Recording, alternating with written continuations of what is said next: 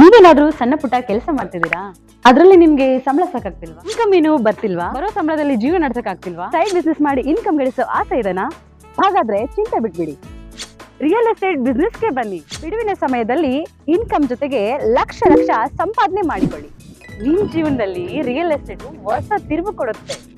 Real estate ಉದ್ಯಮದಲ್ಲಿ ಹೆಸರುವಾಸಿಯಾದ S R developer ಜೊತೆಗೆ ಕೈ ಜೋಡಿಸಿ. ಎಸ್ಆರ್ ಡೆವಲಪರ್ ಅವರು ಲೇಔಟ್ ನಿರ್ಮಾಣ ಮಾಡಿ ಸೈಟ್ ಸೆಲ್ಲಿಂಗ್ ಅಲ್ಲಿ ನಂಬರ್ 1 ಸರ್ವಿಸ್ ಕೊಡ್ತಾರೆ. ಡಾಕ್ಯುಮೆಂಟ್ ಪರ್ಫೆಕ್ಟ್ ಇರುತ್ತೆ, ನಿಮ್ ದುಡ್ಡಿಗೆ ಗ್ಯಾರಂಟಿ ಇರುತ್ತೆ, ನಿಮ್ ಫ್ಯೂಚರ್ ಸಹ ಚೆನ್ನಾಗಿರುತ್ತೆ. ಇವರ ಲೇಔಟ್ಗಳು ಇರುವ ಸ್ಥಳ ಲಿಂಗಸ್ಕೂರು, ಮಾನ್ವಿ, ಹಟ್ಟಿ, ಕವಿತಾಳ ಹಾಗೂ ಶಹಾಪುರ. ನೀವು ಯಾವ ಲೊಕೇಶನ್ ಆದ್ರೂ ಕೆಲಸ ಮಾಡಬಹುದು. ಒಂದು ಕರೆ ಮಾಡಿ ಅಥವಾ ಕಚೇರಿಗೆ ಭೇಟಿ ನೀಡಿ. ನೀವು ಒಳ್ಳೆ ಉದ್ಯಮದಲ್ಲಿ ಭಾಗಿಯಾಗಿ ನಿಮ್ಮ ಲೈಫ್ ನ ಲೀಡ್ ಮಾಡ್ಕೊಳ್ಳಿ. ರಾಯಚೂರು ನಗರದ ಬೋಳಮಾನದೊಡ್ಡಿ ರಸ್ತೆಯಲ್ಲಿರುವ ಶಾರದಾ ವಿದ್ಯಾನಿಕೇತನ ಶಾಲೆಯ ಆಡಳಿತ ಮಂಡಳಿಯು ಒಳಗೊಳಗೆ ಯಾರಿಗೂ ತಿಳಿಯದಂತೆ ಶಾಲೆಯ ಪಕ್ಕದಲ್ಲಿರುವ ಗುಡ್ಡವನ್ನು ಅತಿಕ್ರಮಣ ಮಾಡಿಕೊಂಡು ಸರ್ಕಾರದ ಜಮೀನಿನ ಮೇಲೆ ಕಟ್ಟಡ, ಶಾಲಾ ಕೊಠಡಿಗಳನ್ನು ಕಟ್ಟಿಕೊಂಡಿದ್ದಾರೆ.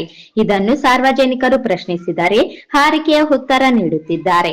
ಶಾಲೆಯ ಆಸ್ತಿಗಳ ಬಗ್ಗೆ ಕ್ಷೇತ್ರ ಶಿಕ್ಷಣಾಧಿಕಾರಿಗಳ ಕಾರ್ಯಾಲಯಕ್ಕೆ ಮಾಹಿತಿ ಹಕ್ಕು ಅಧಿನಿಯಮದಡಿ ಮಾಹಿತಿ ಕೇಳಿದರೆ ಸಂಬಂಧಿಸಿದ ಶಾಲೆಯ ಮಾಹಿತಿ ನಮ್ಮಲ್ಲಿ ಇರುವುದಿಲ್ಲ, ನೀವು ಶಾಲೆಯ ಆಡಳಿತ ಮಂಡಳಿಗೆ ಕೇಳಿ ಪಡೆಯಿರಿ ಎಂದು ಹೇಳುತ್ತಿದ್ದಾರೆ.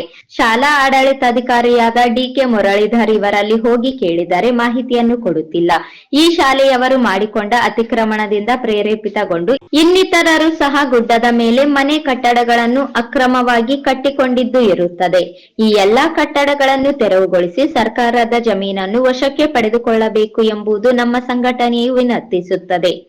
ತಾವುಗಳು ಸದರಿ ಶಾಲೆಗೆ ಖುದ್ದಾಗಿ ಭೇಟಿ ನೀಡಿ ಅಥವಾ ಸಂಬಂಧಪಟ್ಟ ತನಿಖಾ ಅಧಿಕಾರಿಗಳನ್ನು ನೇಮಿಸಿ ಸರ್ಕಾರಿ ಜಮೀನುಗಳು ಪರಿಶೀಲಿಸಿ ಅತಿಕ್ರಮಣ ಮಾಡಿಕೊಂಡ ಕಟ್ಟಡಗಳನ್ನು ತೆರವುಗೊಳಿಸಿ ಸರ್ಕಾರ ಜಮೀನನ್ನು ವಶಕ್ಕೆ ಪಡೆಯಬೇಕು. ಇಲ್ಲವಾದಲ್ಲಿ ಮುಂದಿನ ದಿನಗಳಲ್ಲಿ ಉಗ್ರ ಸ್ವರೂಪದ ಹೋರಾಟಗಳನ್ನು ರೂಪಿಸಲಾಗುತ್ತದೆ ಎಂದು ಮನವಿಯಲ್ಲಿ ತಿಳಿಸಿದ್ದಾರೆ.